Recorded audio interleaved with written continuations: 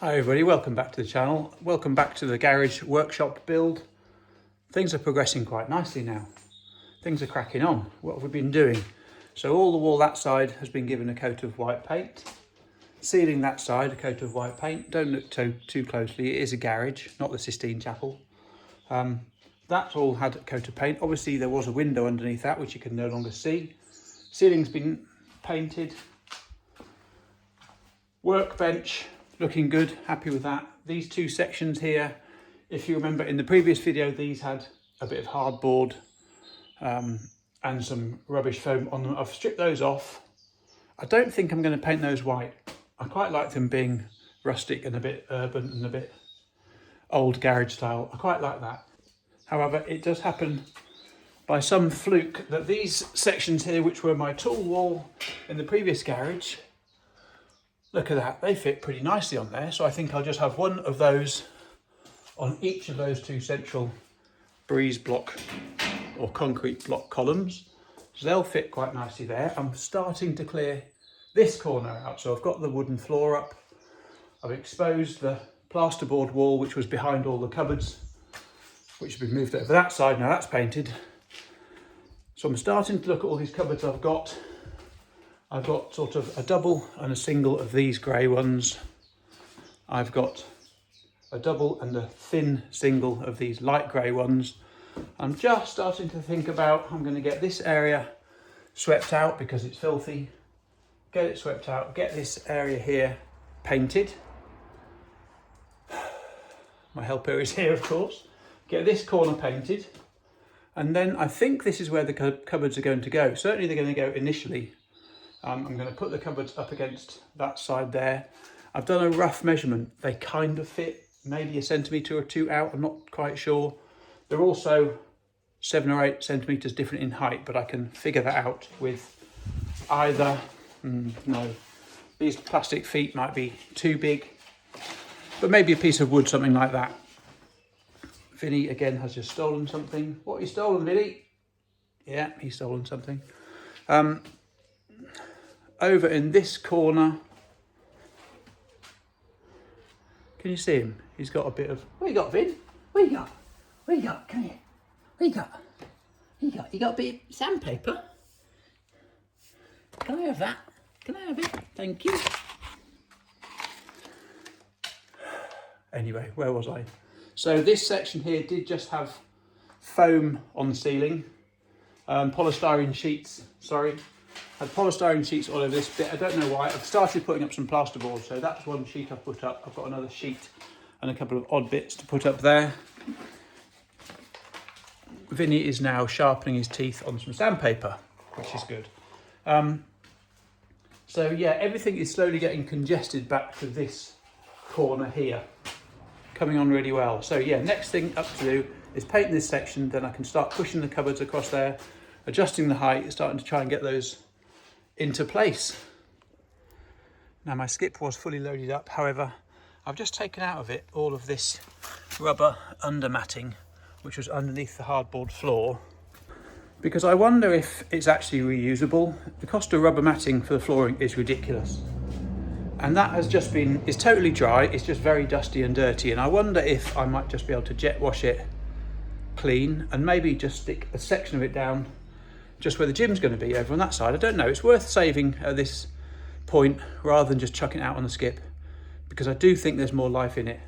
I'm trying to reuse what I can. I've reused all of the wood screws to build the bike cave. Some of the sheets of hardboard off the floor I've reused on the walls, so I'm trying to reuse as much as I can. And I just can't throw away all that rubber matting for the floor. There's meters and meters of it, and I've looked at the cost and I just can't afford to replace it if I throw it out. So that's being kept. We're doing okay.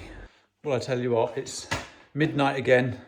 I'm burning the midnight oil once more, but the way progress is going at the moment, there'll be a bike build coming very, very soon. We've really been making some good progress over the last 48 hours, 24 hours, I think.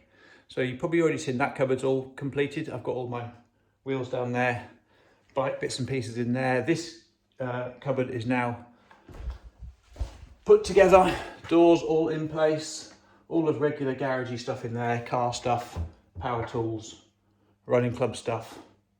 you know, odds and ends, mainly car stuff in there. I found a little space in the middle for my bike stand, so when that bike build does happen, I've got space for it there. This side has got a little bit filled up because I bought a kitchen from Facebook Marketplace, which will be going in soon, and that's part of the reason I wanted to get the garage done, is so I could get the kitchen stored in here ready for when the kitchen goes in. So I've got a kitchen all in here ready to be installed. General junk in the middle here. Some needs to go up into the attic, some needs to go into the house, some needs to go into the bin, but that's well sorted. Gym setup pretty much over this side.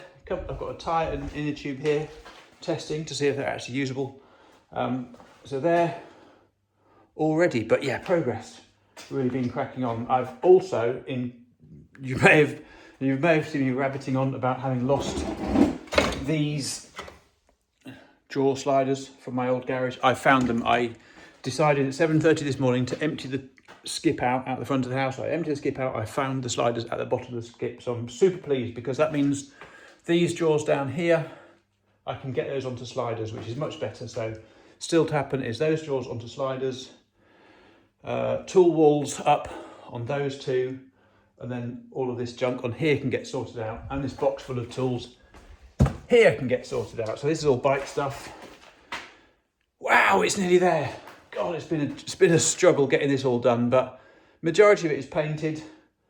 That corner, I've ran out of paint, and I had to get the kitchen in, so the kitchen's all there. The ceiling isn't finished under there just yet, but it will be once the kitchen goes in. That's not urgent. That can wait.